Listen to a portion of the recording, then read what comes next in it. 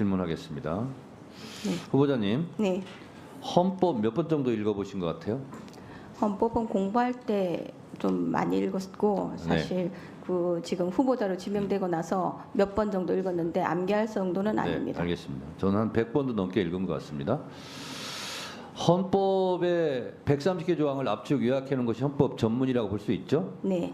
헌법 전문의 첫 번째 정신은 3.1운동으로 건립된 대한민국 임시정부의 법통, 두 번째가 4.19 민주이념 계승, 그 다음에 민족 대단결, 그 다음에 사회적 구습과 악습 타파, 기회 균등, 민족문화 창달, 그리고 세계 평화 인류애 뭐 이런 거 아니겠어요? 네. 전문에 그렇게 나와 있죠. 네. 대한민국 헌법 정신의 첫 번째 정신은 그래서 항일 정신, 반일 정신이라고 볼 수가 있겠죠. 네. 일제 강점기를 통해서 그리고 나서는 부패한 권력에 대해서 이승만 초대 대통령을 하야시킨 4.19 민주이념을 계승하고가 두 번째 정신입니다. 네. 그리고 세 번째가 남북 화해, 민족 대단결 정신이고 그 다음에 사회적 구습과 악습을 타파하는 거 이렇게 될 수 있어요. 자, 그런데 후보자께서 헌법을 여러 번 읽어보셨다니까 제가 말씀드리겠는데 헌법에 오타가 있는 거 알고 계십니까? 그것까지는 발견하지는 못했습니다. 자, 헌법 72조, 헌법 130조에 오타가 있습니다.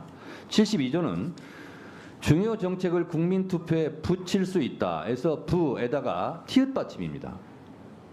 네. 그렇게 되어 있습니다. 오타입니다. 오자예요. 네. 편지를 붙이다, 국민투표를 붙이다 그러면 티읕 받침이 붙으면 안 됩니다. 우표를 편지지에 붙여 할 때는 티읕이 들어가는 거고요. 편지를 붙이다 할 때는 티읕 받침을 쓰면 안 되죠. 네. 이게 명확한 오타입니다. 130조 2항에도 헌법 개정안은 국회가 의결하는 30일 이내에 국민투표에 붙여 이렇게 되어 있습니다. 이것도 오타입니다. 아셨습니까? 네. 알겠습니다. 네. 네. 예전에 미처 몰랐죠? 네. 네. 자, 제가 헌법 정신 첫 번째 정신을 항일 정신이라고 제가 얘기했는데 우리 헌법에는 일본식 표현이 너무 많습니다. 제가 21대 국회 교육위를 하면서 일제 용어를 일제 정리한 바가 있습니다. 100개가 넘는 법을 개정안을 해서 실제로 법이 개정이 됐어요. 그리고 각 초등학교, 중학교, 고등학교, 대학교에 아직도 일제 우길기가 모표로 사용되는 경우도 너무 많습니다. 그래서 광주일고 교가 가사도 바꿨습니다. 그러니까 교육감을 대상으로 진보 보수를 막론하고 일제 잔재 용어 이걸 정리해라. 그래서 정리하는 작업이 거의 마무리되고 있는 걸로 알고 있습니다. 자, 그런데 헌법에 이렇게 오타가 있을 뿐만 아니라 유은혜 의원이 의뢰한 헌법의 오류 사항을 발표했는데요. 전체 30개 조문 중 29%인 최소 30개 조문 53곳에서 일본식 용어가 아직도 남아 있습니다. 예를 들면 기타 이걸 등으로 하면 된답니다. 그런데 이것이 25번 반복되고 있어요. 제12조 7항 중 기망, 기타의 방법에 의하여 제29조 2항 중 군인, 군무원, 경찰, 공무원, 기타 법률이 정하는 자가 이런 등등의 기타가 나와 있고요. 또 지금은 쓰지 않는 일본식 잔재 당해라는 말이 있습니다. 이거 보신 적 있습니까? 예.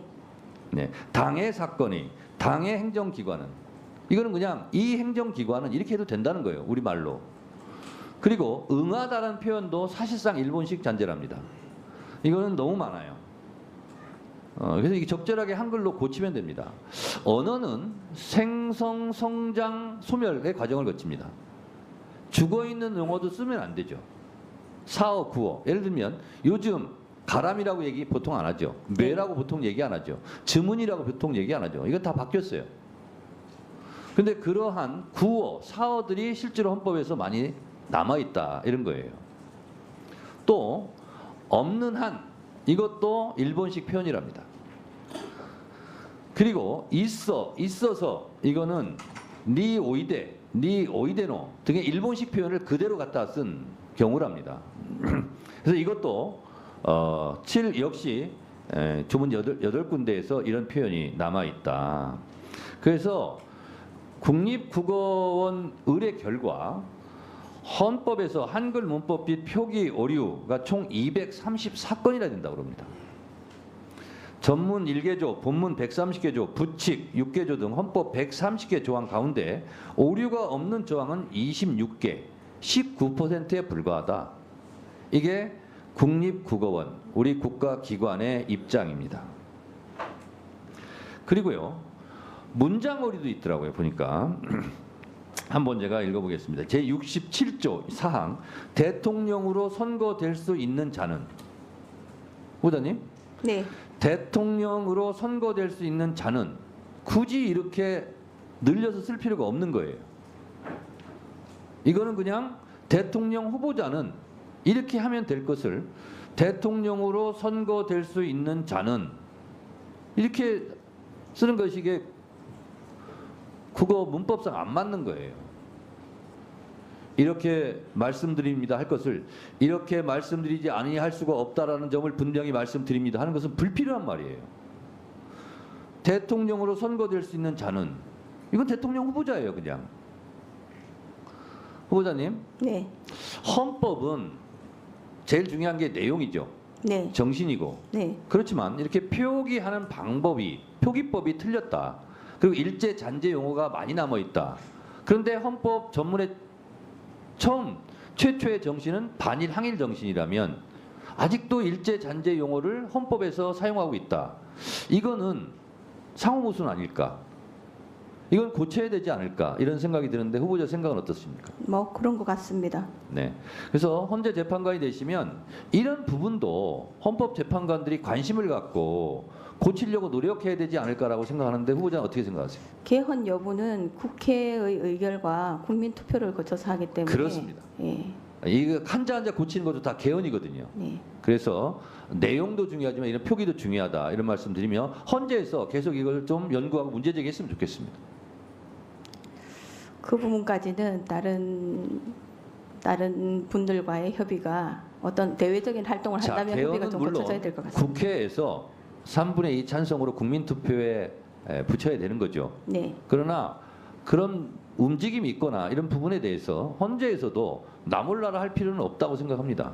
그리고 특히 이런 표기 같은 경우는 이런 걸 위해서라도 개헌해야 되지 않겠느냐 이런 주장도 저는 가능하다고 봅니다. 자, 이것으로 주질의를 모두 마쳤습니다.